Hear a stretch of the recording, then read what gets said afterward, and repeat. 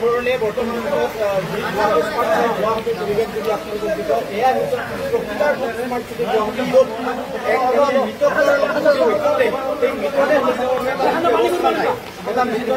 তেওঁলোকে নিজৰ পৰিয়ালৰ লোকে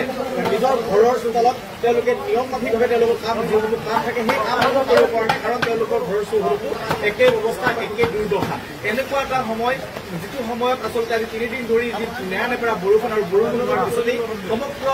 ৰুক্মিণী গাঁও এটা ৰুক্মিণী গাঁৱৰ বিস্তীৰ্ণ অঞ্চল যিধৰণে প্লাবিত হৈ আছে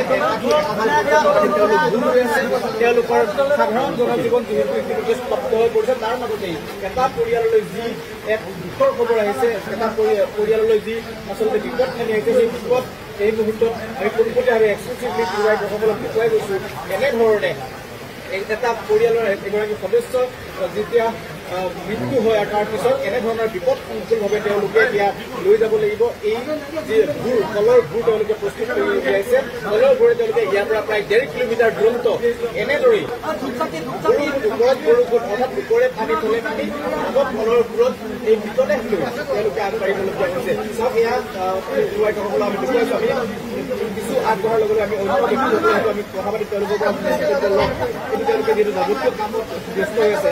আমি কিছু তেওঁলোকৰ আমি দেখুৱাই গৈছোঁ সম্পূৰ্ণভাৱে এনেদৰে বৰ্তমান সময়ত গুৱাহাটী মহানগৰীৰ যি আচলতে বাছ থকা স্থান ৰুক্মিণী গাঁও